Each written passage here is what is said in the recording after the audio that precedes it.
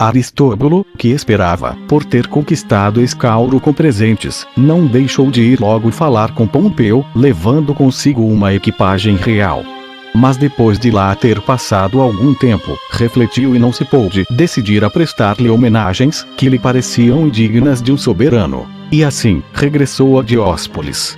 Pompeu, ofendido com essa retirada, solicitado por Hircano e pelos de seu partido, marchou contra Aristóbulo, com legiões e um grande número de tropas auxiliares da Síria. Depois de ter passado por Pela e Dióspolis, chegou a Core, que está na fronteira da Judéia. No meio da região, ele soube que Aristóbulo se tinha refugiado em Alexandrion, num castelo muito forte, sitiado sobre uma alta montanha, e rogou-lhe que lhe viesse falar.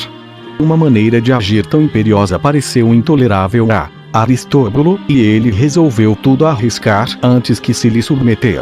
Mas o terror de todos os seus e os rogos dos amigos que lhe pediam considerar a impossibilidade de resistir a tão grande poder, como o dos romanos, obrigaram-no, contra sua vontade, a ir falar com Pompeu. Ele lhe disse das razões que o deviam manter na posse do reino, e voltou em seguida ao seu castelo. De lá saiu uma segunda vez, a instâncias de Hircano. Depois de ter com ele altercado sobre o seu direito, regressou ainda, sem que Pompeu lhe o tivesse impedido. Seu espírito hesitava entre o temor e a esperança, sem saber a que se resolver. Ele saiu então outras vezes de seu palácio para ir procurar Pompeu, com a deliberação de fazer tudo o que ele desejasse. Mas, sempre que estava na metade do caminho, o temor de fazer algo indigno de um rei, fazia-o voltar atrás. Pompeu, tendo sabido que ele tinha proibido aos que comandava, em suas praças, obedecer a ordem alguma, se não fosse escrita por ele mesmo, ordenou-lhe que escrevesse a todos e ele não pôde deixar de fazer. Esta violência impressionou tão sensivelmente, que ele se retirou para Jerusalém, com a resolução de se preparar para a guerra. Pompeu, para não lhe dar ocasião a isso, seguiu-o logo depois e apressou tanto a marcha, que recebeu a notícia da morte de Mitrídates, quando estava perto de Jericó. Este país, o mais fértil da Judéia, é muito rico de palmeiras e de bálsamo, que é o mais precioso de todos os perfumes, e se destila gota a gota das plantas que o produzem, depois de tê-las ferido, com pedras bem afiadas. Pompeu lá passou apenas uma noite, e partiu ao alvorecer, a fim de marchar para Jerusalém. Tão grande solicitude espantou Aristóbulo. Ele foi procurá-lo, recorreu aos rogos, prometeu-lhe uma grande soma, e disse-lhe que só querendo recorrer à sua proteção, ele entregava-lhe Jerusalém e sua pessoa. Assim acalmou a cólera de Pompeu, mas não pôde fazer o que tinha prometido, pois Gabínio, tendo ido para receber o dinheiro, os que comandavam a praça, em nome desse príncipe, não lhe o quiseram dar, nem lhe abriram as portas. Pompeu ficou tão irritado, que reteve Aristóbulo prisioneiro e avançou para a cidade.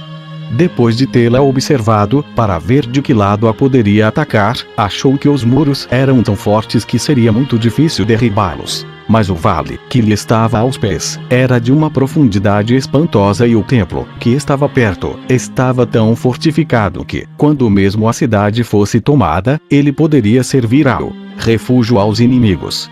Enquanto deliberava, para executar tão grande empreendimento, os judeus dividiram-se em Jerusalém.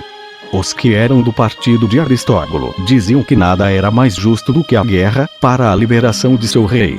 Os que favoreciam a Hircano e temiam o poder dos romanos e sustentavam, ao contrário, que era necessário abrirem-se as portas a Pompeu. Estes eram os mais fortes, e os partidários de Aristóbulo retiraram-se para o templo, cortaram a ponte que o separava da cidade, a fim de poderem resistir até o fim. Os outros receberam os romanos e entregaram-lhes o palácio real. Pompeu para lá mandou imediatamente a Pisão, um dos chefes, com muitos soldados, e como já não se tinha mais nenhuma esperança de acordo, ele só pensou em preparar todas as coisas necessárias para sitiar e forçar o templo, e seus amigos o ajudaram com todas as suas posses e com muito afeto. 30.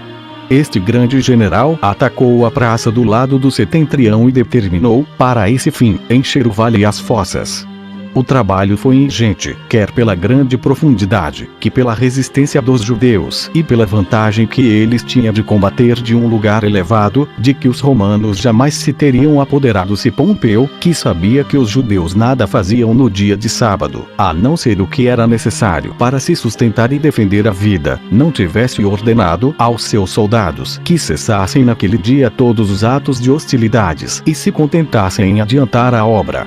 Assim se fez. O vale foi cheio e Pompeu fez erguerem-se sobre ele altíssimas torres, que não eram menos fortes e espaçosas do que belas. Ao mesmo tempo em que ele batia a praça com máquinas, que tinha mandado vir de Tiro, os soldados que guarneciam aquelas torres repeliam a golpes de dardos os que defendiam as muralhas. O incrível valor que os judeus demonstraram durante todo esse assédio e que custou tantas dificuldades aos romanos, causou admiração a Pompeu e ele constatou, com não menor espanto, que, mesmo no meio do perigo e no maior calor do combate, eles observavam todas as cerimônias da sua religião e ofereciam todos os dias sacrifícios a Deus, como se estivessem em plena paz. 31. Por fim, depois de 3 meses de cerco, durante o qual os romanos somente puderam destruir uma torre, Pompeu tomou o templo de assalto. Cornélio Fausto, filho de Sila, foi o primeiro que lá entrou, pela brecha. Fúrio e Fábio, seguidos de suas companhias, entraram logo depois dele. Os judeus, então, rodeados e atacados de todos os lados, foram mortos pelos romanos, quando fugiam para o templo ou ofereciam resistência. Vários dos sacerdotes que estavam ocupados nas funções do seu ministério, viram-nos, sem se assustar, vir de espada na mão. Preferido o culto de Deus à própria vida, deixaram-se matar, continuando a oferecer o incenso e as adorações que lhes são devidas. Os judeus do partido de Pompeu não pouparam nem aos da própria nação, que tinham seguido Aristóbulo, e a maior parte dos que escaparam ao seu furor, ou se precipitaram do alto dos rochedos, ou puseram fogo em tudo que os rodeava, lançando-se nas chamas, o que era efeito do seu desespero. Assim, 12.000 judeus pereceram. Ao contrário, muito poucos romanos morreram. Muitos, porém, ficaram feridos.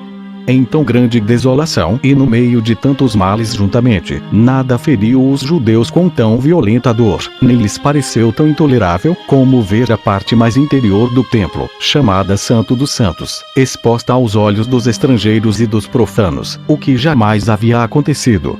Pompeu lá entrou com os seus, o que era permitido somente ao sumo sacerdote, e eles viram o grande candelabro, as lâmpadas e a mesa de ouro, todos os vasos também de ouro, de que se serviam para as incensações, uma grande quantidade de perfumes muito preciosos e o dinheiro sagrado que perfazia o total de 2.000 talentos.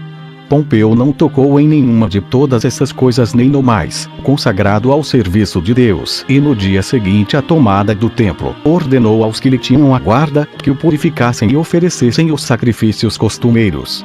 32. Como Hircano o tinha ajudado muito nesse cerco e impedido que uma grande multidão de judeus se declarasse contra os romanos, em favor de Aristóbulo, ele o confirmou no cargo de sumo sacerdote, e pelo proceder digno de um homem, constituído então grande autoridade, em vez de empregar a força para se fazer temer, ele ganhou, pela mansidão e pela bondade, o coração e o afeto do povo. O sogro de Aristóbulo, que era também seu tio, estava entre os prisioneiros. Pompeu mandou cortar a cabeça aos que haviam sido os principais autores da revolta, deu a Cornélio Fausto e aos outros que se haviam distinguido nesta guerra as recompensas mais gloriosas que um valor extraordinário pode merecer. Impôs um tributo a Jerusalém e a toda a província, tirou as cidades dos judeus, que eles haviam tomado na Baixa Síria, colocou-as, como as cidades gregas, sob a jurisdição do governador, que as presidia, pelos romanos, naquela província, e estabeleceu assim a Judéia, em seus limites. Restabeleceu em favor de Demétrio, um de seus libertos, a cidade de Gadara, de onde ele tinha sua origem e que os judeus tinham destruído. quanto às cidades de Tom, Citópolis, Pela, Samaria, Marissa, Azoto, Jâmnia e Aretusa, que estão no meio das terras e que eles não haviam tido a oportunidade de destruir, como também as de Gaza, Jope, Dora e a torre de Estratão, depois chamada Cesareia, pelo rei Herodes, que a construiu riquissimamente e que todas estão situadas à beira-mar. Ele as tirou aos judeus, para entregá-las aos seus habitantes e as anexou à Síria.